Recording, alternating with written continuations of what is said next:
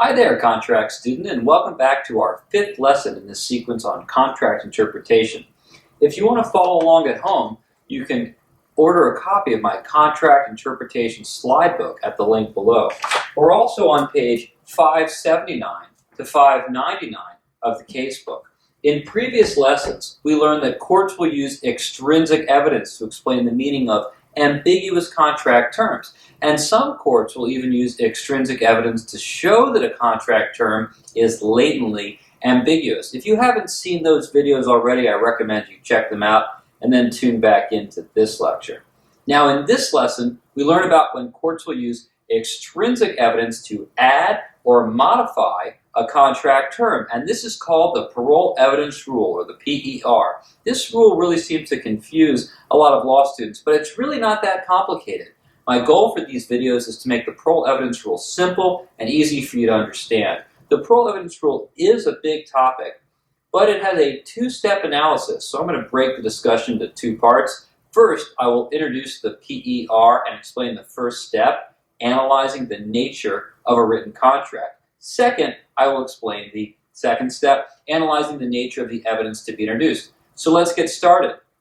Basically, the Parole Evidence Rule governs when a court will admit extrinsic evidence to add or modify the term of a written agreement. Remember that extrinsic evidence includes preliminary negotiations, course of performance, course of dealing, uses of trade, anything that is not written in the four corners of the document. In previous lessons, we discussed when extrinsic evidence can be used to explain the meaning of a patently ambiguous term. We also learned when extrinsic evidence can be used to show a term is latently ambiguous, and when courts will admit extrinsic evidence to explain the meaning of a latently ambiguous term, depending on their jurisprudential philosophy. Now, we are not dealing with ambiguous terms. We are dealing with clear terms and a written contract. The Parole Evidence Rule is about when courts will admit extrinsic evidence to add or modify terms of a written agreement that we understand. At the outset, I'll mention some courts are suspicious of PER because its purpose keeps evidence out of the courtroom. Some judges, who tend to take a more subjective view of contract interpretation, would prefer to hear more evidence so they get a clearer understanding of what the parties actually intended. From these judges, you will see opinions where they try to limit the application of the PER. Of course, other judges who prefer an objective view of contract interpretation appreciate how the PER encourages contract drafters to draft carefully, how the PER makes litigation quicker and cheaper, and how the PER gives finality and certainty to written agreements. Now, here's the Parole Evidence Rule. Extrinsic evidence cannot be admitted to modify a term in a final agreement. And extrinsic evidence cannot be admitted to add a term to a complete agreement. Simple, right? Okay, we can all go home now? No, really, the rule is simple to state, but it's quite a bit more complex to apply. Applying the Parole Evidence Rule requires us to ask two questions. First, what does the writing itself say about how much privilege the parties intend to give it? In other words, what does the intrinsic evidence written in the four corners of the contract tell us about the parties' intentions to admit extrinsic evidence that add or modify terms? And second, what is the offered evidence being offered to do? Is the evidence presented to explain, add, modify a term? Is it presented for some other purpose, like to show the existence of a collateral agreement? As I mentioned in the beginning of this lesson, we are going to learn about the first step, analyzing the nature of the written contract first. And to do this, we need to cover some key vocabulary terms. The first is integrated agreement. According to the Second Restatement of Contracts, Section 209, an integrated agreement is a writing or writings constituting a final expression of one or more terms of an agreement. Integrated contracts come in two flavors, completely integrated and partially integrated. According to Section 210, a completely integrated contract is an integrated agreement adopted by the parties as a complete and exclusive statement of the terms of the agreement.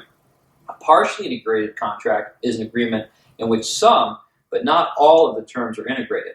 A partial agreement is also referred to as a final agreement.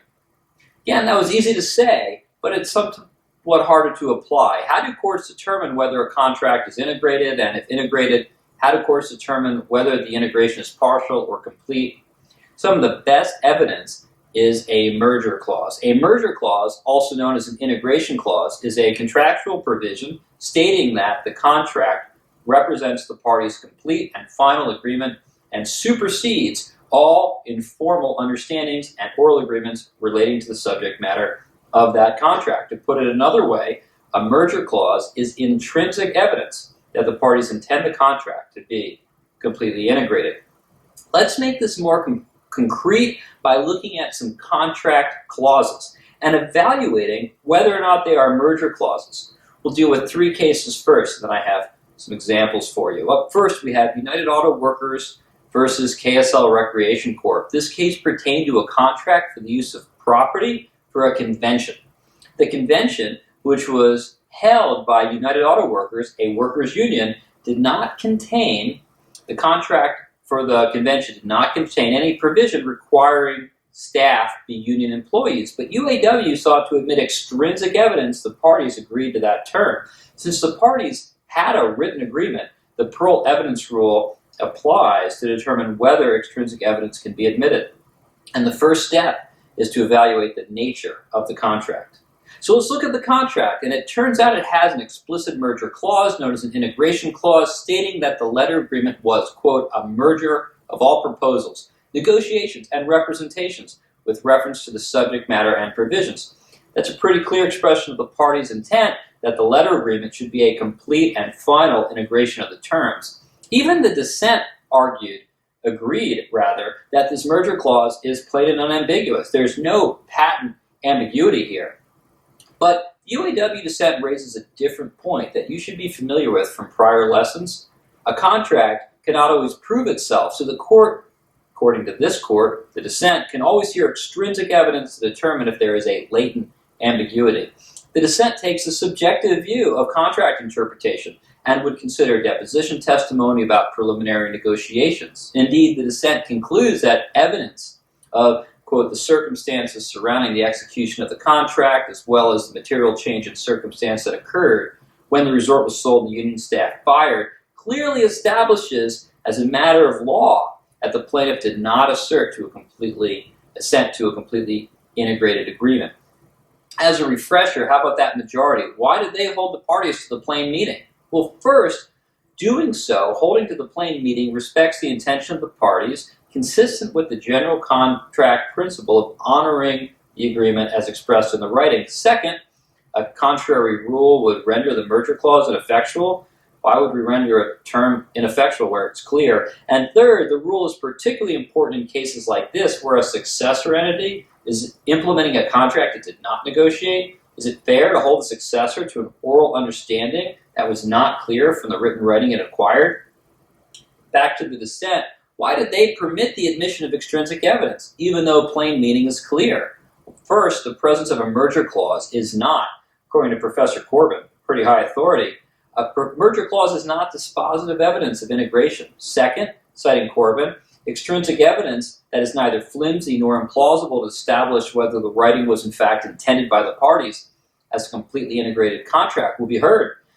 Let's look at another case and see if this makes more sense. Sierra Diesel. In Sierra Diesel, this case was about a contract for a sale and warranty of a so-called bookkeeping machine, which we now better know as a computer. The contract had a merger clause saying this agreement constitutes the entire agreement, understandings, and representations expressed or implied between the customer and boroughs with respect to the equipment and or related services to be furnished, and this agreement supersedes all prior communications between the parties, including all oral and written proposals.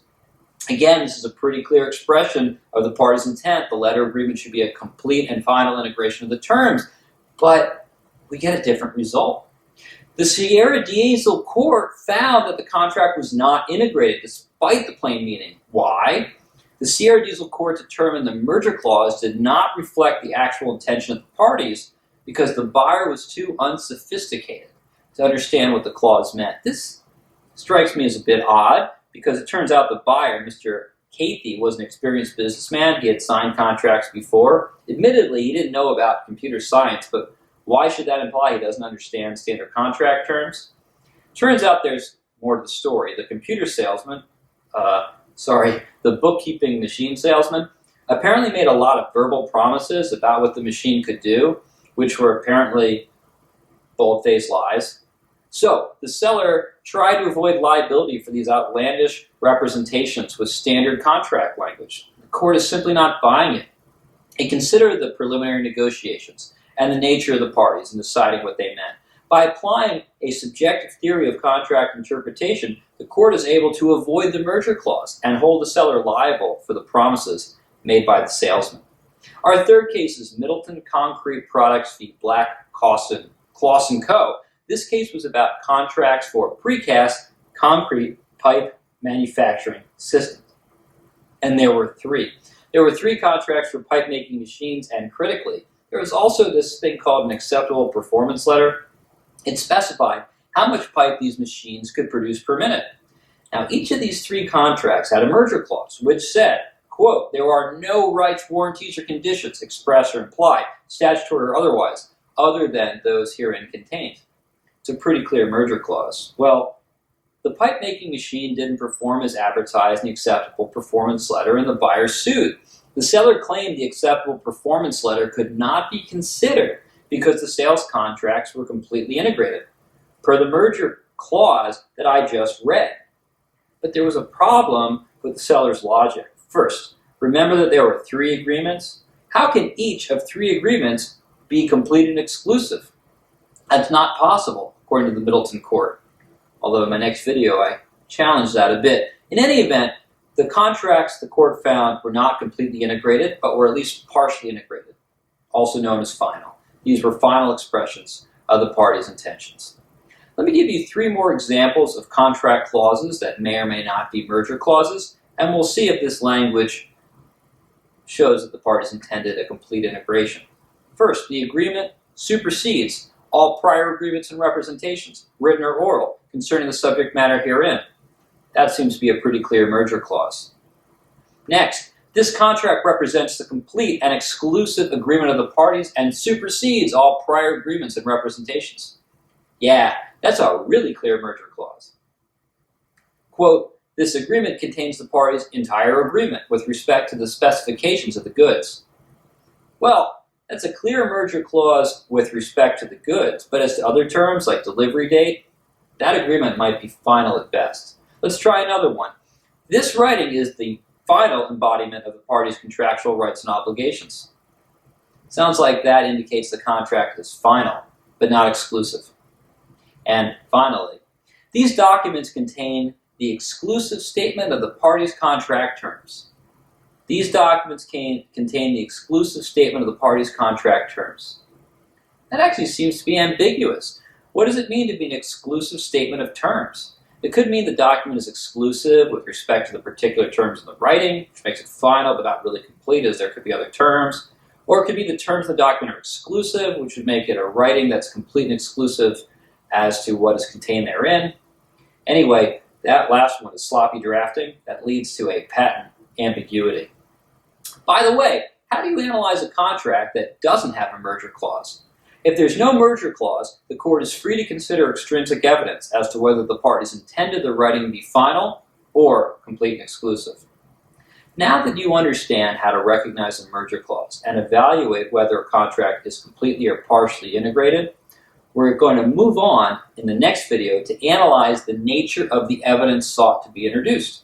And then we'll put it all together and see how the Parole Evidence Rule would exclude evidence that would add a term to a complete integration or change a term in a partial integration. Thanks for tuning in. I'll see you next time.